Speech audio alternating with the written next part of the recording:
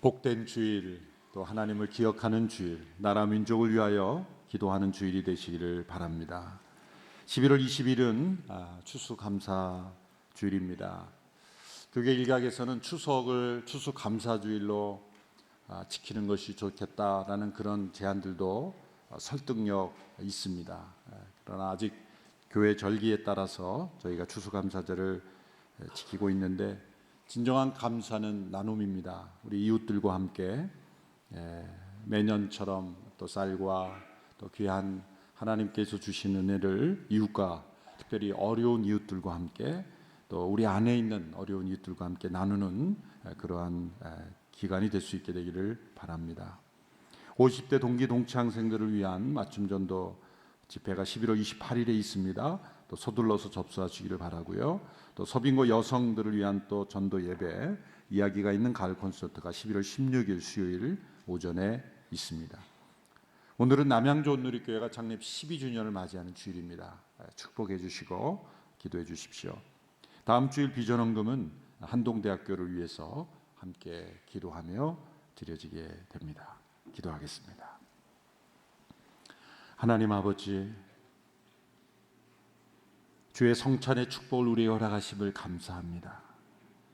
주의 살과 피를 먹고 마심에 부족함이 없는 합당한 삶이 되기를 원하며 주님의 말씀 앞에 귀를 기울입니다.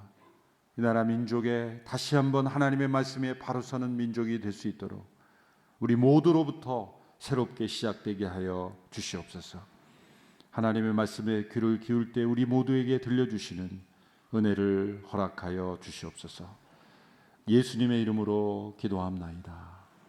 아멘. 사람들에게서 발견되는 모순이 한 가지 있습니다. 그것은 이 세상의 환경이나 물질적인 면에 있어서는 언제나 자기보다 더 나은 사람들과 비교하기를 좋아합니다. 그러나 신앙적인 면에 있어서는 언제나 자기보다 못한 사람과 비교하기를 좋아한다는 거죠. 교회에 안 다니는 사람도 있는데 그래도 나는 일주일에 한 번씩은 나가지 않느냐. 큐티가 뭔지도 모르는 사람인데 나는 그래도 생명의 삶은 구독하는 구독자 아니냐. 이렇게 자신을 위로하고 만족하는 것이죠. 예수님의 비유에 나오는 바리새인의 기도처럼 하나님 아버지, 저는 저 세리와 같지 아니함을 감사하고 저 죄인과 같지 아니함을 감사합니다.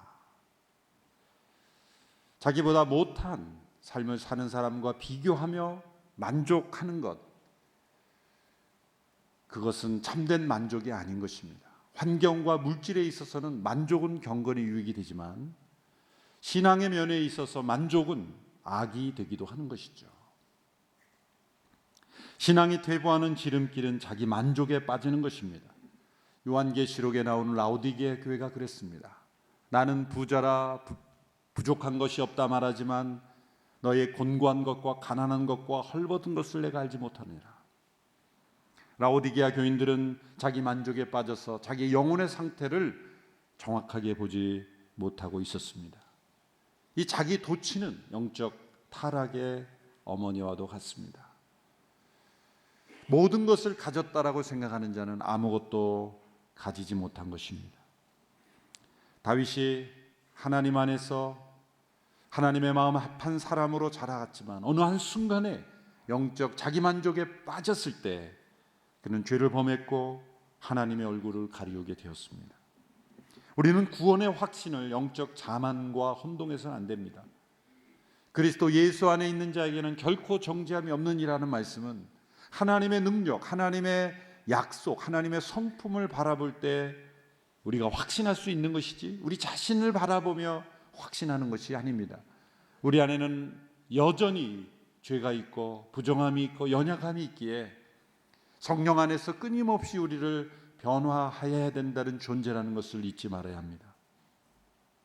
신앙이 성장하는 지름길이 있습니다. 그것은 자기 자신을 정직하게 평가하는 것입니다. 영적 성숙의 증거는 자기 평가의 능력입니다. 말씀 앞에서 자신을 객관적으로 볼 수 있는 능력입니다. 사도 바울이 만일 자신을 다른 사람과 비교했다면 그는 벌써 자기 만족에 빠지고도 남을 사람이었습니다. 그러나 그는 자신의 신앙을 다른 사람과 비교하지 않고 예수님과 비교했습니다. 우리의 신앙은 언제나 상대평가가 아니라 절대평가이어야 합니다. 우리가 거룩하게 된 순간은 언제입니까? 우리 자만을 내려놓고 성령님께서 비춰주시는 자신을 정직하게 보게 되는 순간입니다. 우리 자신의 추함을 보고 주님의 아름다우심을 보게 되는 순간입니다. 왜 자만에 빠집니까? 죄와 싸우는 거룩한 싸움을 피하기 때문입니다. 영적 자만은 거룩한 싸움을 포기할 때 나타나는 현상입니다. 그것은 마치 경기장에서 달리지 않는 선수와 마찬가지입니다. 믿음을 경주로 비유하는 것은 계속 달려야 하기 때문입니다. 달리기를 포기한 선수는 운동선수일 수 없은 것입니다. 경기를 포기한 선수는 달리지 않습니다. 이 빌립보서 3장은 바울의 자기 평가서다라고 말할 수가 있습니다. 1절에서 11절 지난주에 살펴본 말씀은 자신의 과거에 대한 평가였습니다. 오늘 본문 12절에서 16절까지는 자신의 현재에 대한 평가입니다. 다음 주에 살펴보게 될 17절에서 21절의 말씀은 자신의 미래에 대한 평가입니다. 지난주 11절까지의 말씀을 통해서 그는 마치 회계사가 손익을 계산하듯이 자신의 과거의 삶을 되돌아보며 손익을 평가했습니다. 그리스도를 얻고 모든 것을 잃어버릴지라도 그리스도를 얻는 것을 가장 큰 유익이라 여기며 자신에게 유익했던 모든 것을 다 배설물로 여기고 심지어 해로 여기고 손해로 여기는 평가를 했습니다.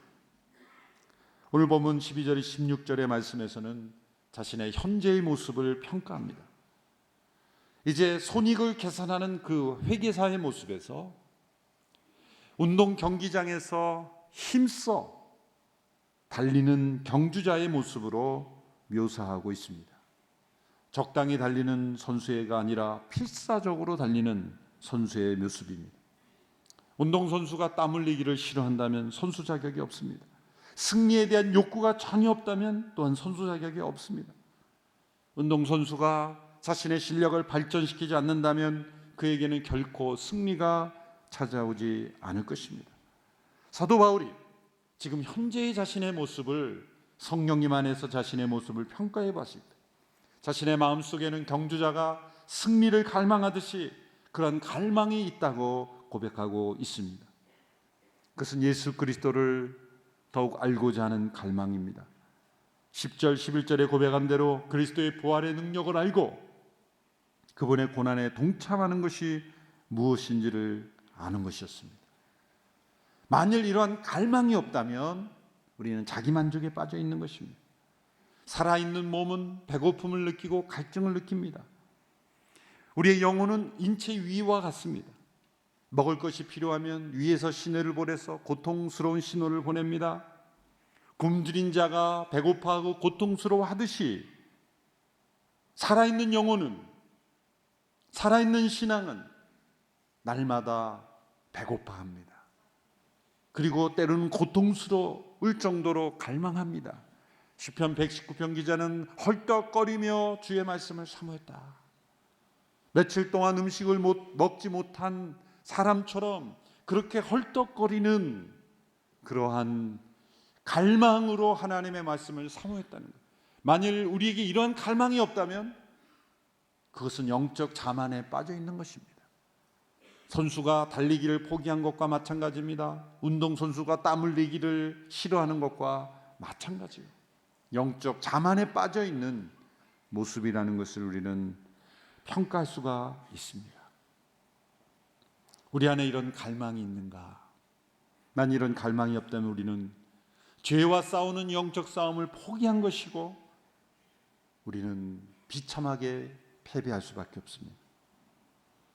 사도 바울은 이러한 자신의 상태를 표대를 향하여 달려가는 경주자의 모습으로 비유합니다. 당시 헬라의 육상 경기장이나 전차 경기장에는 결승 지점에 멀리서도 볼 수 있는 그 크고 둥근 장대가 꽂혀 있었다고 합니다. 경기자들이 표대를 바라보며 달릴 수 있도록 한 것입니다. 오직 이 표대만을 바라보아야 빨리 달릴 수 있고 또 승리할 수 있는 것입니다. 이 동물 가운데 이 치타라는 동물이 있죠. 110km 정도까지도 달릴 수 있는 가장 빠른 동물이죠. 이 치타의 사냥법은 단순합니다. 한 가지 목표에 집중하는 것입니다. 사슴떼가 있는 것을 발견하면 사냥할 목표물을 정합니다. 치타가 뛰어나가면 사슴들이 이리 뛰고 저리 뛰고 도망갑니다. 그러나 치타는 가장 가까이 그 자신의 표적이 보여도 바꾸지 않고 자신이 목표로 한 그 목표를 향하여 달려간다는 것이죠. 신앙의 표대가 무엇입니까? 사도 바울의 고백대로 예수 그리스도를 온전히 아는 것입니다. 온전히 닮아가는 것입니다. 여러분, 우리의 신앙은, 경주는 교회 안에서의 경주가 아닙니다. 어떤 경우에 교회 안에서 어떤 직분을 받으면 자만해져서 이미 도착한 줄로 여기는 그런 경우가 있습니다. 자신에게도 유익이 되지 아니하고 공동체에도 유익이 되지 아니하고 하나님 나라에 결코 유익이 되지 않습니다. 어떻게 이 신앙의 경주에서 승리할 수 있습니까? 첫째로 중요한 것은 절대로 도착한 것으로 착각하지 말아야 하는 것이죠. 사도 바울은 오늘 12절에서 어떻게 고백합니까? 12절의 말씀을 우리 같이 한번 읽어보겠습니다. 시작. 나는 이미 얻었거나 이미 온전해진 것이 아닙니다. 나는 그것을 붙잡으려고 쫓아갑니다. 이는 나도 그리스도 예수께 붙잡혔기 때문입니다. 바울은 자신이 이미 얻었거나 온전해지지 않았고 도착하지 않았다. 바울이 아는 예수님의 지식은, 예수님에 관한 바울의 지식이 성경으로 기록되어 우리가 그 지식을 통해 예수님을 알립니다. 그렇게 예수님에 관한 깊은 계시를 알고 기록할 수 있는 바울이 나는 이미 얻은 것이 아니라 도착한 것이 아니라고 말했다면, 저와 여러분, 우리 모두는 어느 누구도 예수님을 안다라고 말할 수 없습니다. 바울의 이 불만족은 지식적인 불만족이 아니라 체험적인 불만족이에요. 날마다 그리스도의 부활의 능력을 깊이 체험하지 않고는 안다라고 말할 수 없어요. 우리가 죽음 앞에서 조금이라도 두려움 나면 아직 그리스도를 알지 못하는 거예요. 부활의 능력을 체험하지 못했기에, 온전히 체험하지 못했기에 우리는 안다, 도착한다, 온전하다 말할 수 없다는 것입니다. 우리에게는 언제나 신앙의 경주 가운데 있다는 것이죠. 우리는 표대를 향하여 달려가는 운동선수처럼 끊임없이 달려가야 하는 그러한 인생이라는 것이죠. 예수님을 알아가다 보면 깨닫게 되는 것이 있습니다. 점점 예수님을 깊이 알수록 내가 예수님을 잡은 것이 아니라 예수님께서 나를 붙잡고 계시다는 것을 깨닫는 것입니다. 우리가 붙잡는 것은 나를 붙잡으신, 우리를 붙잡으신 분을 붙잡는 거예요. 내가 하나님께 발견되었기에 하나님을 발견할 수 있습니다. 내가 하나님께 알려진 바가 됐기 때문에 하나님을 알 수 있는 것입니다. 하나님께서 나를 이해하시기에 내가 하나님을 이해할 수 있는 거예요. 우리는 붙잡힌 바 된 자로서 주님을 붙잡으려고 하는 것입니다. 이 놀라운 신앙의 비밀을 날마다 깊이 체험하는 거예요. 이렇게밖에 설명할 수 없는 신비스러운 체험 가운데 바울이 있었다는 거예요. 우리가 주님을 더욱 알아갈수록 예수님에 관한 지식을 내 머리에 채우는 것이 아니라 예수님이 나를 사로잡고 계심을 날마다 체험하고 있었다는 거죠. 두 번째로, 뒤에 있는 것을 잊어버리고 앞을 보고 달려가는 것이다. 13절의 말씀을 우리 같이 함께 읽습니다. 시작. 형제들이여, 나는 그것을 붙잡았다고 생각하지 않습니다. 그러나 이 한 가지만은 말할 수 있는데 곧 뒤에 있는 것은 잊어버리고 앞에 있는 것을 붙잡으려고 라고 고백했습니다. 뒤를 보고 달릴 수는 없는 것이죠. 뒤에 있는 것은 잊어버리고 앞을 보고 달려야 된다. 뒤에 있는 것은 잊어버린다고 할 때 하나님께서 과거에 주신 은혜를 잊어버렸다는 것이 아니죠. 자신이 과거에 범했던 죄를 마치 섣부른 망각으로 그렇게 무시한다는 것도 아닐 것입니다. 자신을 겸손하게 하는 죄는 기억했을 것입니다. 그러나 자책감에 빠져 일어나지 못할 정도로 과거의 죄와 상처와 기억에 눌려서 뒤에 있는 것을 바라보고만 있지 않았다는 거예요. 여러분, 우리의 과거의 가장 중요한 실체는 기억입니다. 우리 인생의 변화란 기억이 새로워지는 것이죠. 그럼 여러분 생각해 보십시오. 정직하게 생각해 보면 우리의 기억이 과연 진실할 수 있을 것인가? 우리의 기억이 100% 진실인가?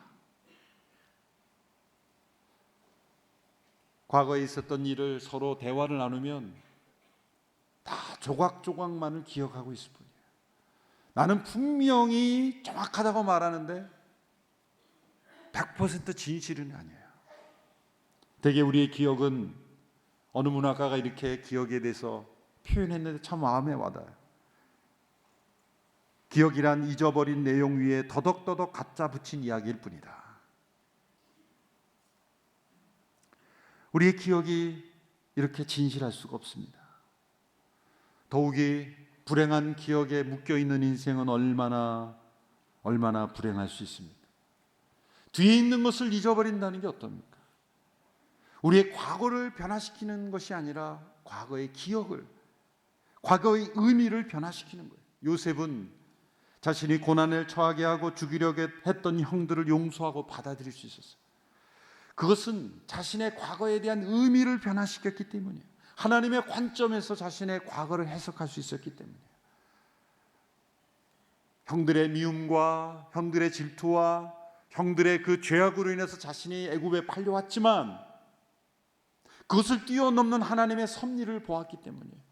자신을 앞서 보내어 그 백성 전체를 살게 하시는 하나님의 역사의 섭리의 관점에서 자신의 과거를 해석할 수 있었어요. 그래서 그는 자신의 그 아픈 상처로부터 벗어날 수 있었고 뒤에 있는 것을 잊어버릴 수 있게 된 거예요. 과거의 기억을 새롭게 하는 것은 우리의 힘으로 되는 것이 아닙니다.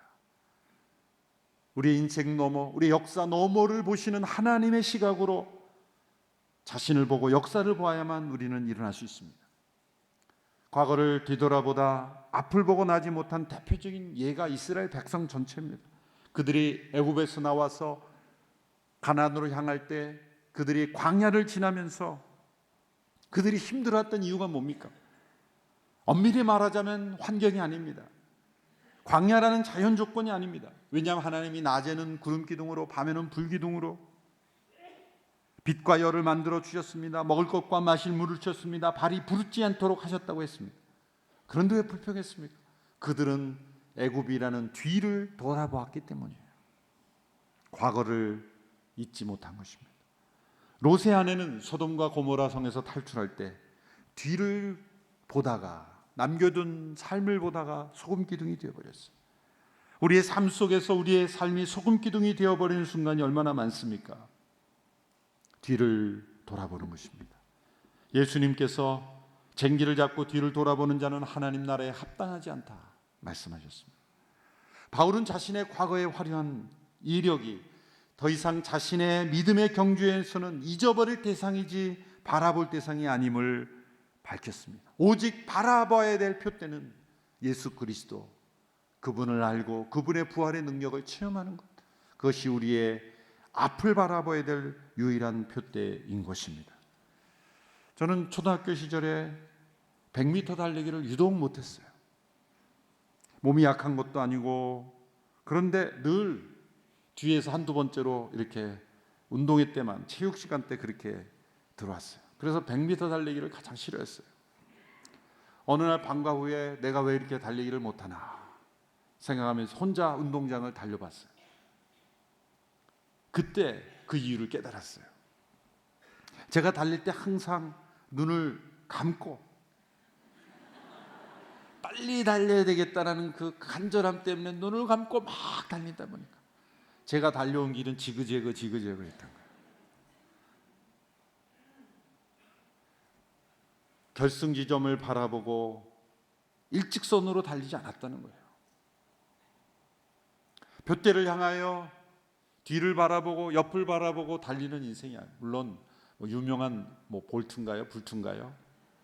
자마이카 선수는 200m 달리면서 옆도 바라보면서 뭐 이렇게 즐겁게 달리지만요, 아무나 그렇게 되는 게 아니죠. 우리의 믿음에 있어서 때로 눈을 감고 열심이라는 것에 이 푯대를 앞을 바라보지 못하면 우리는 방향이 흐트러지는 믿음의 생활이 될 수밖에 없습니다. 14절의 말씀을 통해서는 셋째로 하나님께서 주시는 상을 얻기에 달리는 것이다. 14절의 말씀 우리 같이 한번 읽어보겠습니다. 시작. 그리스도 예수 안에서 하나님께서 위에서 부르신 그 부르심의 상을 위해 푯대를 향하여서 쫓아갑니다. 하나님께서는 상 주시는 분이십니다. 운동 경기에서 만약에 상이 없다면 선수들이 열심히 뛸 수 있겠습니까? 아무 상이 없는 경주에서 좋은 결과가 날 수가 없습니다. 승리에 대한 동기를 부여해 주신 거죠. 이 상이 도대체 무엇이냐? 정말 학자들 해석하기 어렵습니다. 그러나 하나님께서는 분명히 하나님께서 부르신 그 부르심의 상이 있다, 면류관이 있다, 영광스러운 상이 있다 말씀하셨어요. 우리 안에 그러한 영적인 동기부여를 일으켜 주시기 위한 것이죠. 이 부르심의 상은 구원으로의 부르심만이 아니라 우리 각자가 부르신 고귀한 소명이기도 합니다. 하나님께서 나를 어디로 부르셨는가를 알 수 있는 방법이 있어요. 어떠한 어려움과 형편 속에서도 반드시 내가 해야만 하는 일, 고통스러운 삶일지라도 포기하고 싶지 않은 일, 고난을 이기고 심지어 나의 연약함도 이기는 것, 이것이 하나님의 부르심입니다.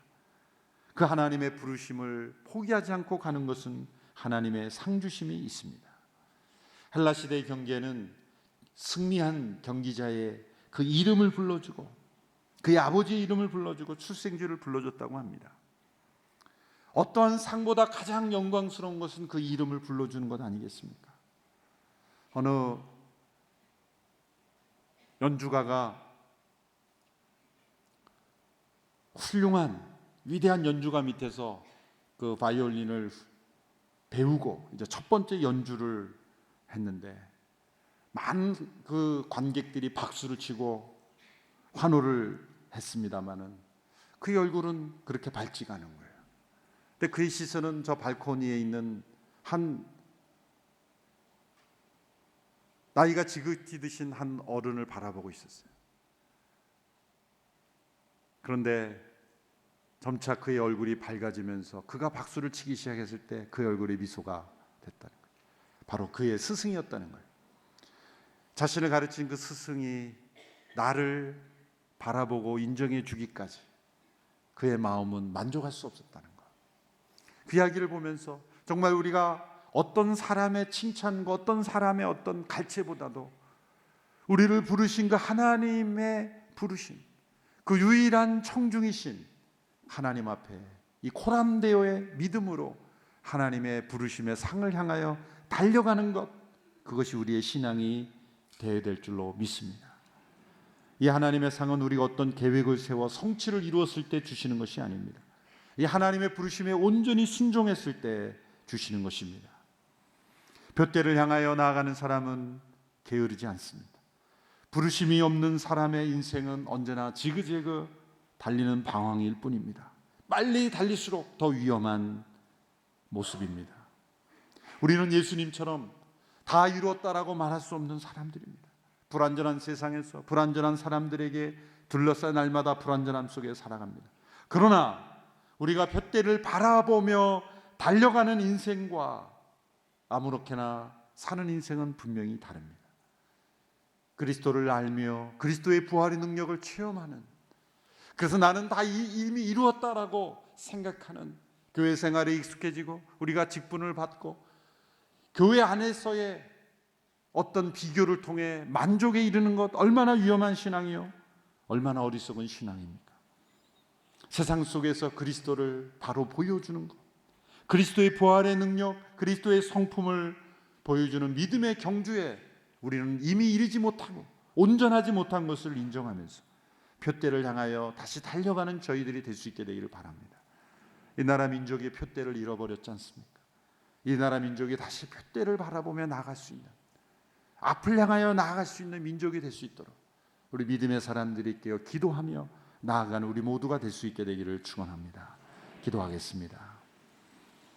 하나님 아버지, 바울의 이 진솔한 정직한 자기 고백, 나는 얻었다 함도 아니요 이미 이룬 것이 아니라 고백했던 이 겸손을 우리도 배우게 하여 주시옵소서. 우리 안에 있는 이 무서운 영적 자만을 내려놓고 우리가 달려온 것을 날마다 뒤를 바라보며 성취감에 자만에 빠져있는 인생이 아니라 달려갈 길을 바라보며 앞을 바라보며 나아가는 우리가 되게 하여 주시옵소서. 다시 한번 우리의 표대 되신 예수 그리스도, 그분을 알아가며 닮아가며 그분의 부활의 능력을 체험하는 이 표대를 향하여 날마다 땀 흘리며 달려가는 우리의 믿음의 경주가 되게 하여 주시옵시고, 하나님의 부르심의 상을 향하여 포기하지 않는 믿음의 삶 되게 하여 주시옵소서. 예수님의 이름으로 기도하옵나이다. 아멘. 다 같이 자리에 일어나셔서 함께 봉헌 찬양 드리겠습니다.